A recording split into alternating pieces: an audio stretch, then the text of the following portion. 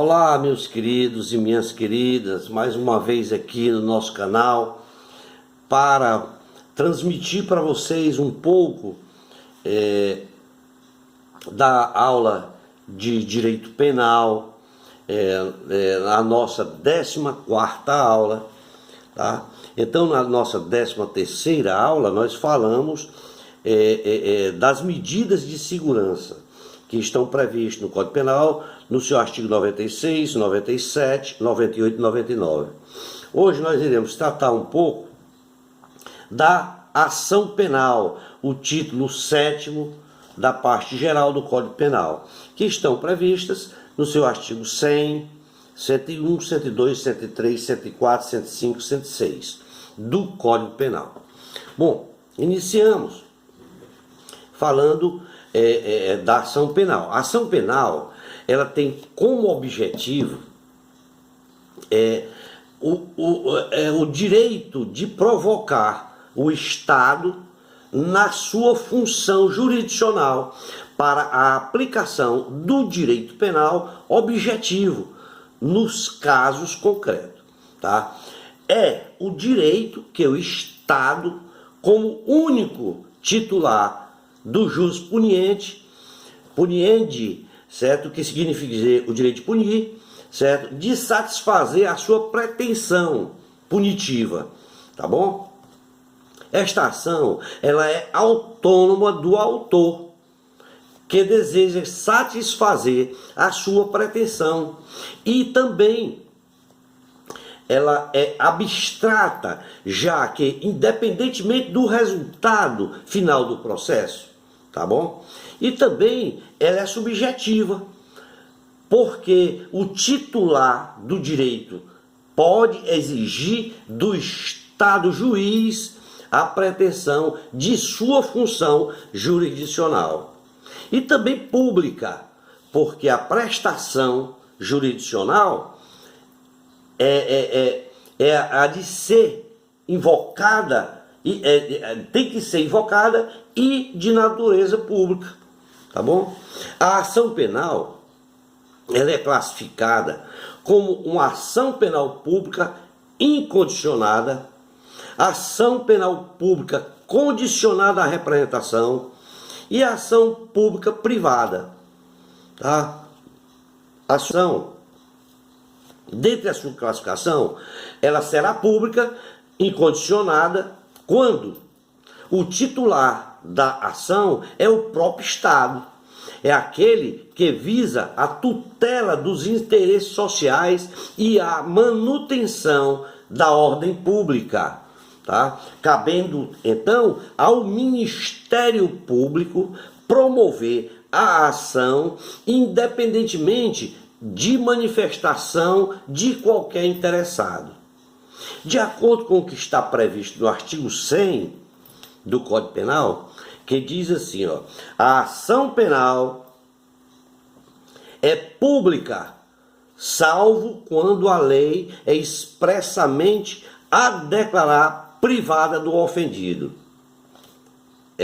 Digamos que ela será condicionada quando o Ministério Público vai depender da manifestação do ofendido ou de seu representante legal, para que possa, neste caso, exercer a atividade jurisdicional. E neste caso, a ação penal será pública condicionada, quando depender da representação, tá bom?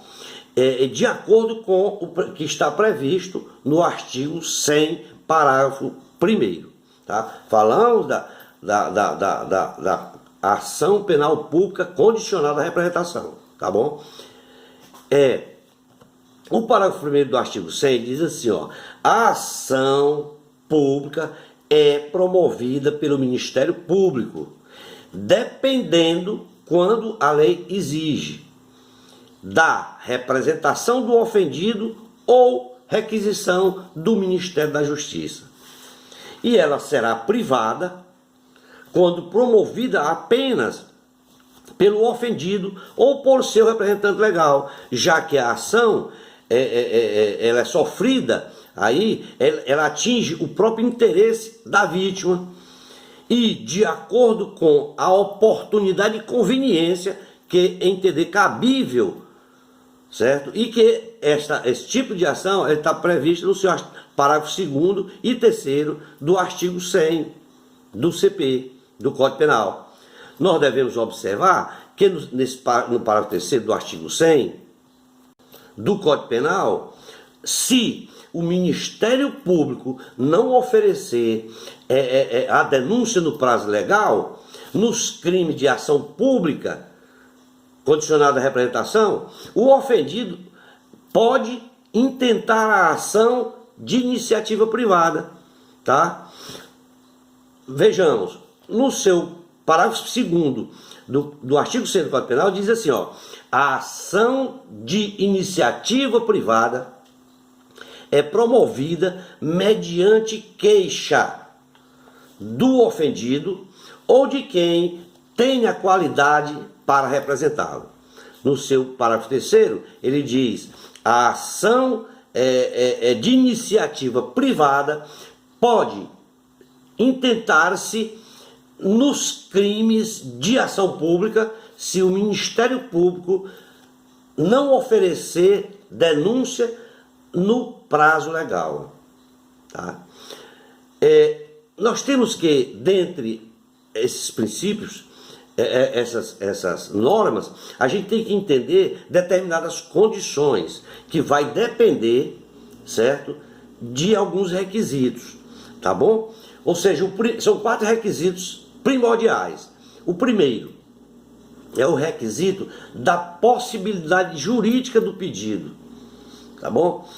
Que é a pretensão do autor e que venha versar sobre providências admitidas pelo direito objetivo, sendo indispensável a causa de pedir que constitua fato típico e previsto no ordenamento jurídico.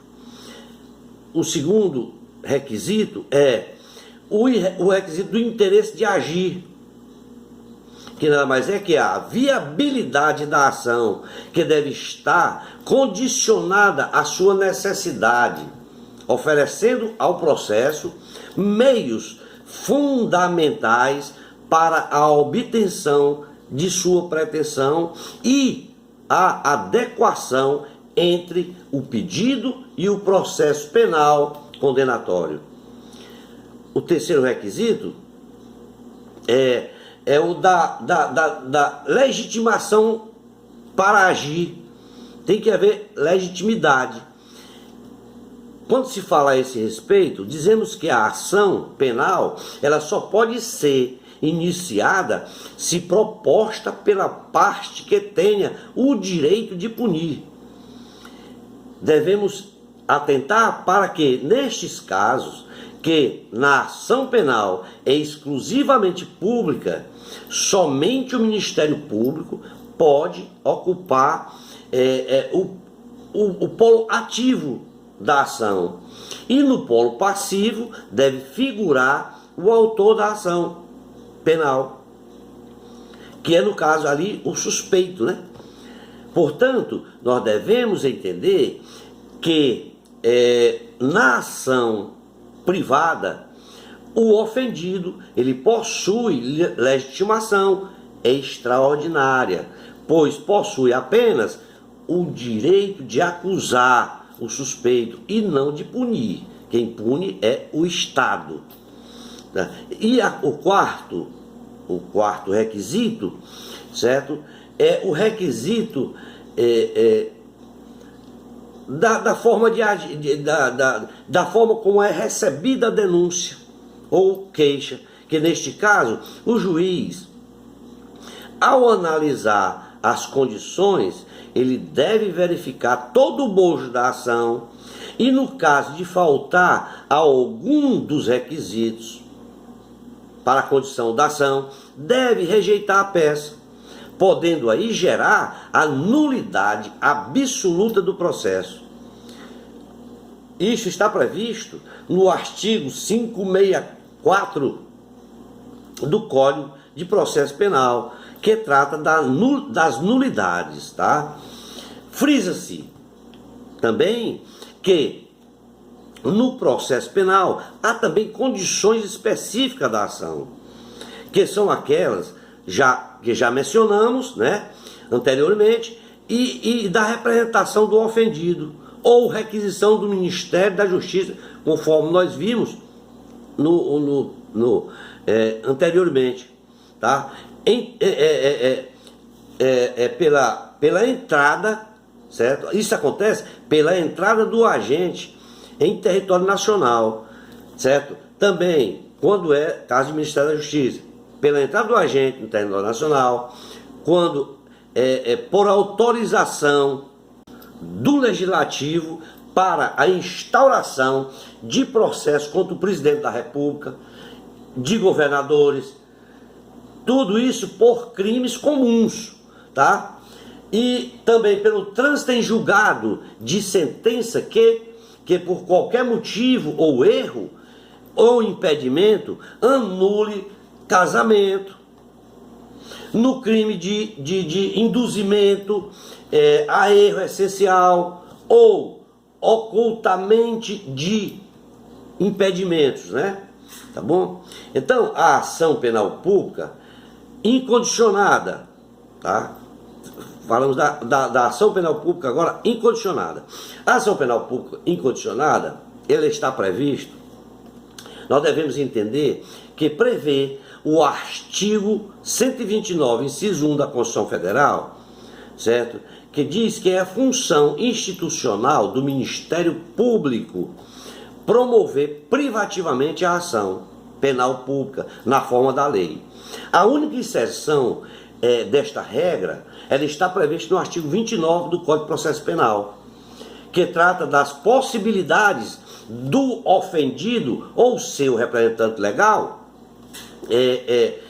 promover a ação penal privada subsidiária, nos casos em que o Ministério Público não oferecer a denúncia dentro do prazo legal, né? Nesta hipótese, poderá o Ministério Público, certo, adiar a queixa oferecida pelo ofendido, tá? E assim como também intervir em todos os termos, tá, do processo, tá bom? Fornecendo aí elementos de provas, certo? Interpondo recursos e até retomar a ação como parte principal quando houver negligência do querelante, tá bom? Devemos observar também os princípios básicos da ação penal. São 9 princípios básicos, tá? O primeiro é o da obrigatoriedade, certo? A propositura da obrigatoriedade, né? O princípio da obrigatoriedade, tá bom? Ou seja, a propositura da ação penal, uma vez preenchido os requisitos legais, ela é obrigatória.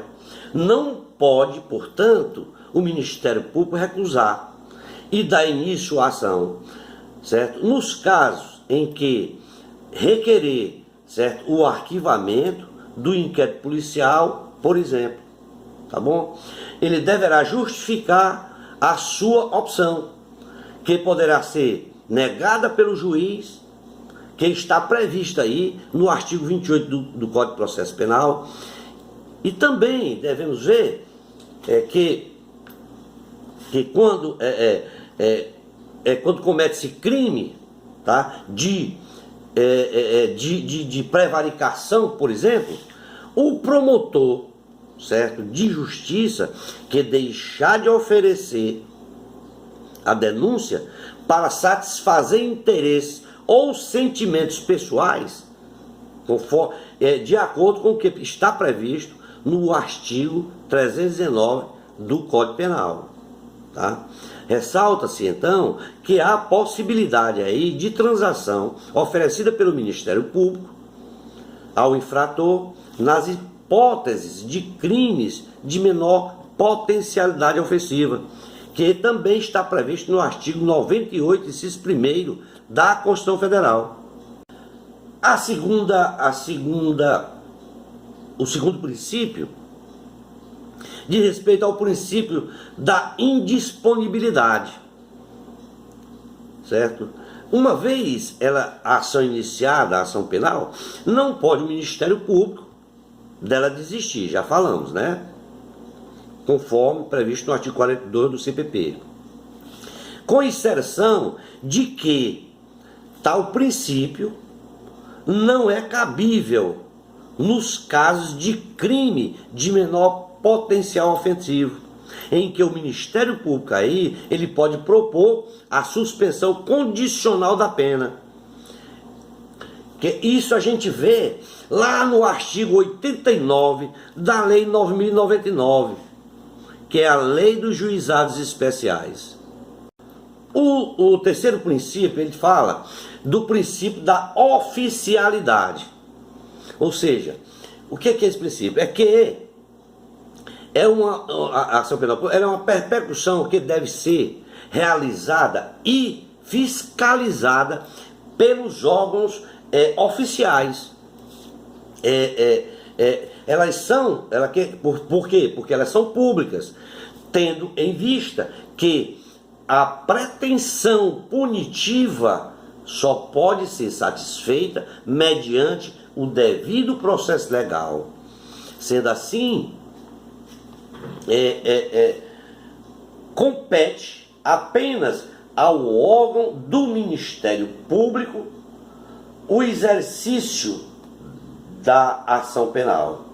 Porém, certo, devemos entender também que a investigação, por exemplo, ela fica a cargo da autoridade policial. A autoridade policial é aquela responsável pela investigação. Além disso, a ação privada, subsidiária da pública, é exceção de tal princípio, tá bom? O quarto princípio é o da autoritariedade, em que este princípio ele prevê que aos encarregados, os encarregados dos termos do prosseguimento da ação, certo? Eles devem agir de ofício, tá? Para dar andamento à ação penal, salvo no caso de ação penal pública condicionada, tá bom? E também o sexto princípio é o da indivisibilidade, que a ação penal, ela deve abranger todos aqueles que cometeram a ação penal, sem exceção, tá? Assim, não pode o Ministério Público escolher contra qual ou quem suspeito vai intentar a ação, tá? Posto que todos suspeitos deverão figurar no polo passivo, conjuntamente, tá? O mesmo acontece na ação penal privada, tá? De acordo com o que está previsto no artigo 48 do Código de Processo Penal. A queixa contra qualquer dos autores do crime obrigará ao processo de todos, e o Ministério Público ele valerá pela sua indivisibilidade, tá? O oitavo princípio é o da intranscendência.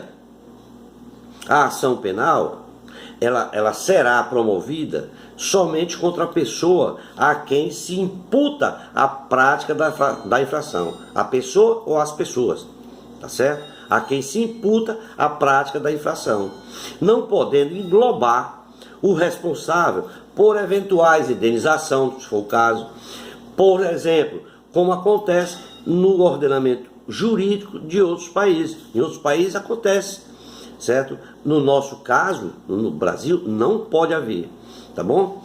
O nono e último é o da suficiência da ação penal que vem dizer assim, mesmo que haja aí, vamos ver, mesmo que haja ação pendente na esfera civil, certo? Sofre o reconhecimento da existência da infração penal, mesmo que haja uma pendência na esfera civil, ela vai sofrer, tá certo? A existência ali da infração penal. Porque pode o juiz criminal dar prosseguimento à ação, já que ele é suficiente para se envolver na questão prejudicial, não ligada ao Estado, certo? De pessoa. Isso a gente vê lá no artigo 93 do Código de Processo Penal. Tá? O início da ação penal pública, ele se dá pelo oferecimento da denúncia, no prazo de 5 dias para réu preso e de 15 dias para o réu solto, tá? Contados da data em que o Ministério Público receber os autos do inquérito policial, que está previsto no artigo 46 do Código de Processo Penal. Ademais, deve a denúncia conter a exposição do fato criminoso com todas as suas circunstâncias, a qualificação do acusado ou o esclarecimento pelos quais se possa identificá-lo, tá? Ou, se no caso, ou esclarecimento porque você não possa identificar, a classificação do crime e, quando necessário, o rol de testemunha. Isto é o que prevê o artigo 41 do Código Penal, Código de Processo Penal, tá? Bom, a representação como condição de procedimento, ela é irretratável após o oferecimento da denúncia. Vejamos o que trata da irretratabilidade da representação. Ele está previsto no artigo 102 do Código Penal, que vem a dizer: a representação será irretratável depois de oferecida a denúncia. Este artigo ele vai deixar claro que é possível que depois de ter representado contra alguém, o representante, por qualquer razão, considere esta posição, tá? E resolve aí retratar-se, certo? Isto é, ele vai desistir de processar, certo, o representado. Essa desistência, tá?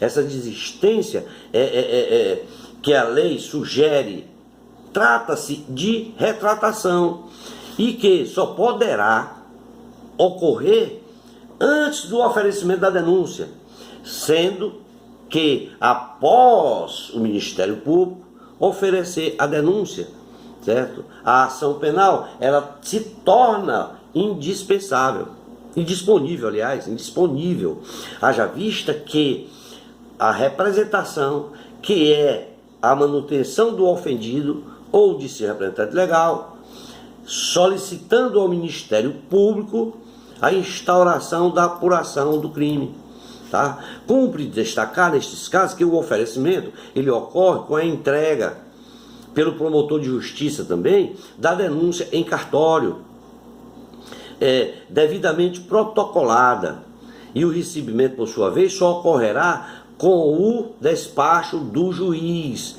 declarando que recebe a denúncia ou não, tá? E nem sempre, embora não seja comum, o juiz recebe a denúncia, tá? Em seu primeiro despacho, tá bom? Ele determinando, às vezes o juiz determina alguma diligência, e neste caso vai retardar, certo? A ação. Assim, o seu recebimento, o recebimento da ação, né? Essa distinção, certo? Ela é extraordinária, de extraordinária importância, porque especialmente porque o recebimento, tanto da denúncia quanto da queixa-crime, e não pelo simples oferecimento da denúncia, que vai constituir um dos marcos de interrupção da pretensão prevista aí no artigo 117, parágrafo 1º, aliás, letra 1, certo?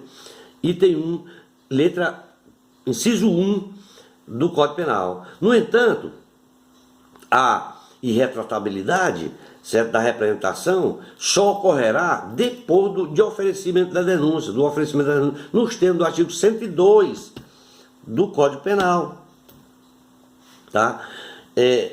Quando se fala de decadência do direito de quebra ou de representação, de queixa ou representação, segundo prevê o artigo 103, tá, do Código Penal, que diz, lá no 103 diz assim: salvo disposições em contrária, o ofendido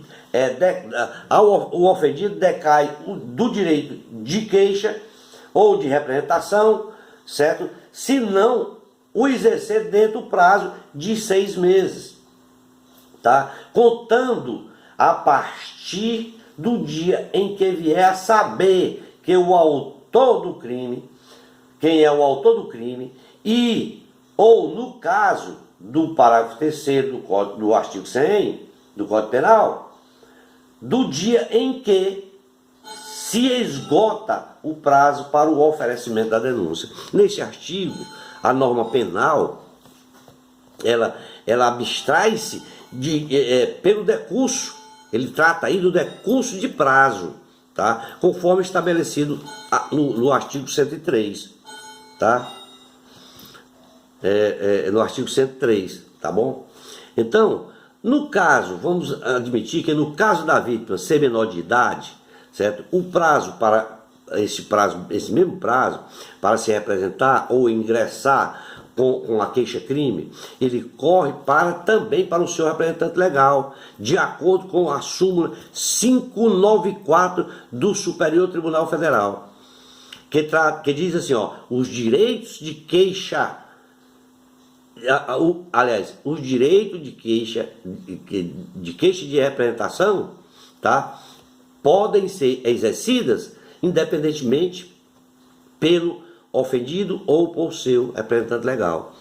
Da denúncia expressa ou tácita prevista no artigo 104, tá? De acordo com esse artigo 104 do Código Penal, trata-se de um direito que o ofendido tem de não oferecer a queixa. É um ato unilateral e irretratável, que só pode ocorrer antes do início da ação e antes do recebimento da queixa. Ela é expressa e também escrita, pode ser expressa ou escrita, certo? Que é escrita ou tácita, tá? Quando no decorrer da intenção, né? O artigo 4 diz assim, ó, o direito de queixa não pode ser exercida quando renunciado expressamente ou tacitamente. Por fim, certo? Quanto ao perdão do ofendido e estiver a tratar do impedimento de um obstáculo ao prosseguimento da ação. O artigo 105, tá? Ele diz lá, o perdão do ofendido nos crimes em que somente se procede mediante queixa, obsta ao prosseguimento da ação. E no 106, no seu inciso 1º, ele diz, nos orienta assim, ó, que a renúncia em relação a um dos autores do crime se estende aos demais. Ou seja, esta renúncia ele vai se estender não só àquele que se retratou, mas também a todos os que estão envolvidos no processo. No seu artigo 106, que trata disso, né? E o 106, que vem a tratar do perdão do ofendido, né? Tá bom? Nós falamos do artigo 100 ao 106 do Código Penal. Eu espero ter contribuído com todos vocês, espero ter sido entendido por todos vocês, tá? E peço, pessoal, se inscrevam, façam crítica, para que eu melhore o conteúdo das aulas. Obrigado a todos e até a nossa 15ª aula, que iremos tratar do título 8º da parte geral do Código Penal, que trata da extinção da punibilidade, tá bom? 15ª aula, nós trataremos deste assunto. Obrigado a todos e até lá!